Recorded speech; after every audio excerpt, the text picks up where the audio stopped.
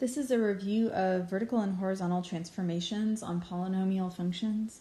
While we are studying polynomial functions currently, these transformation rules apply to any function that you graph the same. It does not matter what the function is, these transformation rules will apply.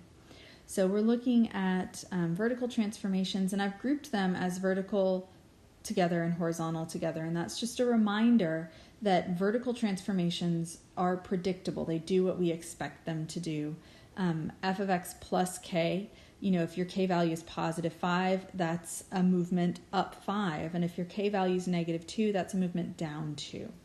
Negative f of x is a reflection over the x-axis. We know that.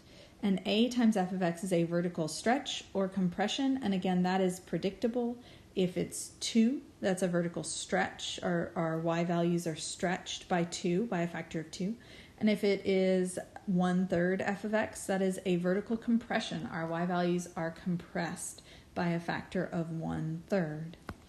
Horizontal transformations are equally predictable. They just go in the opposite direction that you would expect looking at the equation in front of you. So f of x minus h is movement left or right, but we remember that h lies.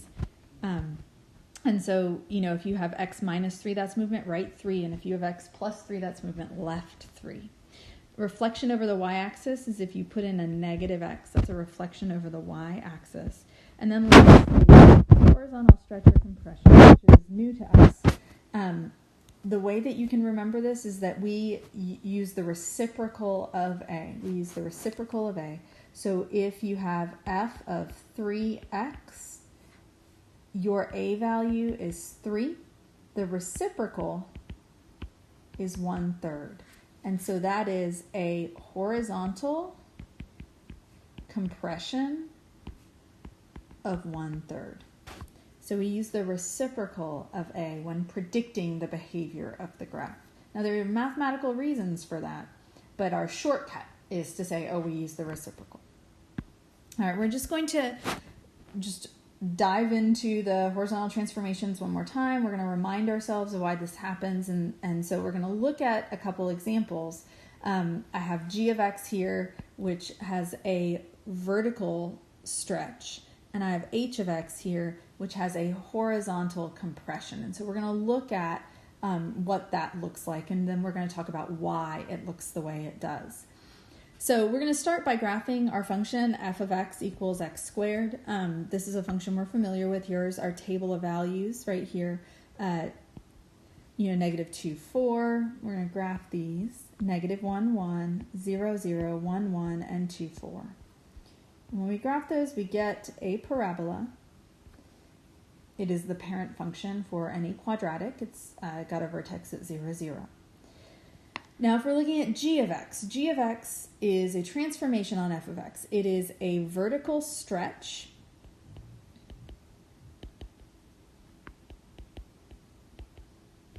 of 3. It's a vertical stretch of 3. And what that means is that we're going to multiply our y value by 3. And we are used to modifying y values. We're used to plugging numbers into x and finding y values. That's what we do. X is independent and y is dependent. And so we can just plug whatever we want in and we can find the y value for it. And this is why vertical transformations are so easy to understand, is that we're just plugging a number in for x and then taking it one step further by, for example, in this case, multiplying by 3. But a vertical transformation is just plug a number in for x and just take it one step further, add 5 to it, or multiply it by 2. So here I have my x values filled in because they do not change. My y values change. And so for negative 2, my y value is 4. I'm going to multiply by 3 and I get 12. For negative 1, my y value is 1. I multiply by 3 and I get 3. For 0, my y value is 0. Times 3 is 0. For 1, my y value is 1, and when I multiply by 3, I get 3. And for 2, my y value is 4, so when I multiply by 3, I get 12. Now, the 12s are off our grid right here, but we can graph the other points. So at negative 1, I'm at 3, 0, 0, and 1, 3. And when we graph that parabola, we see that that parabola is significantly narrower than f of x. G of x has a vertical stretch. And so what happened there is that my y values were stretched by 3. We multiplied them by 3. So that parabola is increasing at a rate 3 times faster than the other parabola. Those y values are getting taller by a factor of 3 times. Now, when we come over to h of x, like g of x, which had our x values filled in because they did not change, h of x has the y values filled in because the y values do not change in this case, but the x values do. Now, for g of x, I just had to multiply those y values by 3, but here, for h of x, that's a little different. So what I do is I say, well, I know that my transformation is 3x. I'm going to find out what that transformation does to an x value of negative 2. So 3x is equal to negative 2. And to solve for x, we divide by 3. And here's where that reciprocal comes in.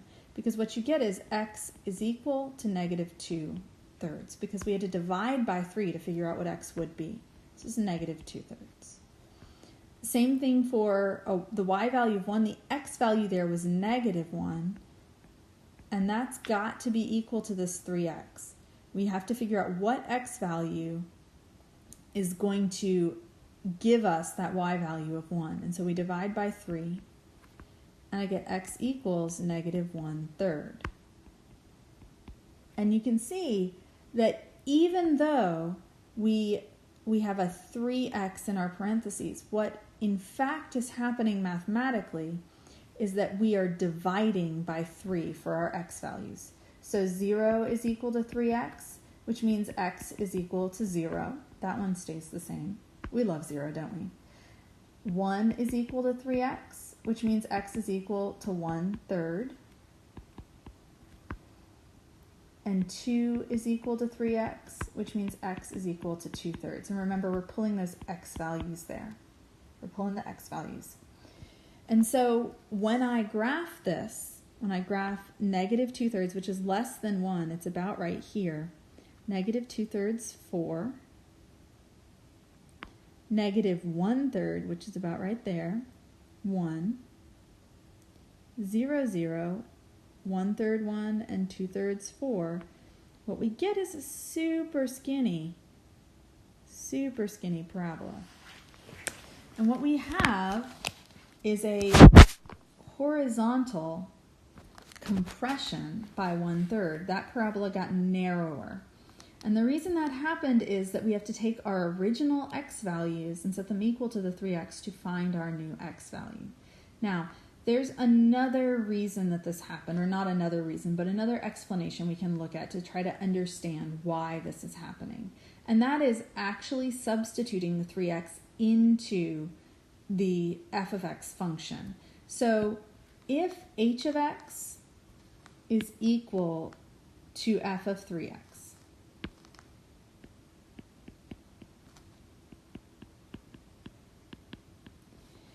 that means h of x is equal to, and we take our f of x function, which is something squared, and we put in the 3x. And that the whole 3x goes in those parentheses. And so that means h of x is actually equal to 9x squared.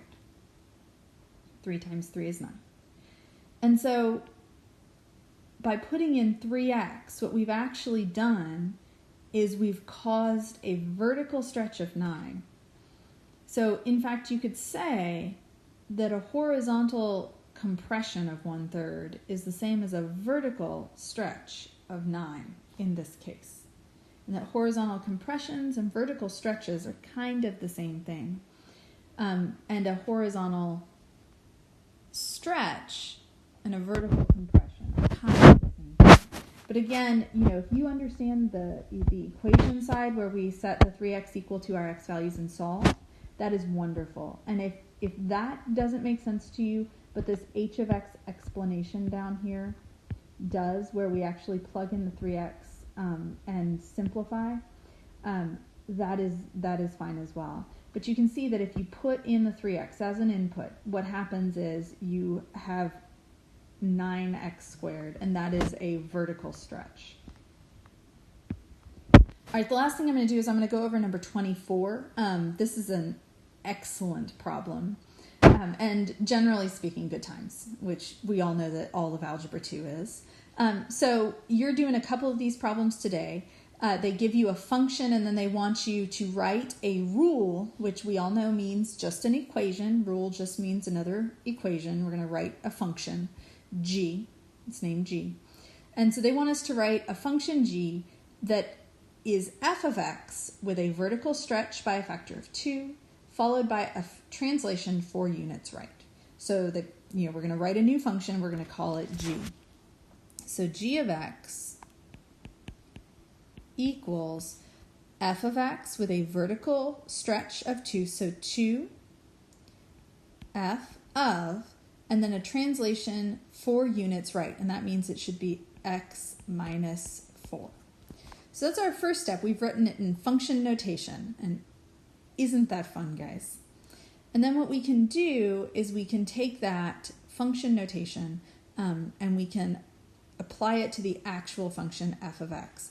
So this x minus 4 means we're going to put x minus 4 in for all x's.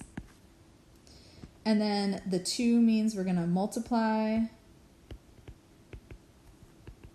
the whole thing by 2. And so we can do those two things at once. G of x equals 2 times. This is x minus 4 to the 4th plus 2 times x minus 4 plus 6. And so here's my vertical stretch, and here's my right 2. There we go. I would not multiply out the x minus 4 to the 4th. I just wouldn't do that. I'd leave it. But I would distribute the 2. I would distribute the 2 not into those parentheses, just to the front of them. G of x equals 2 times x minus 4 to the 4th plus 4 times x minus 4 plus 12. And like I said, I would leave it like this. The key here is for you to see the x minus 4 is your translation right 4 units, and the 2 as your vertical stretch right there, your multiplication by each of those terms.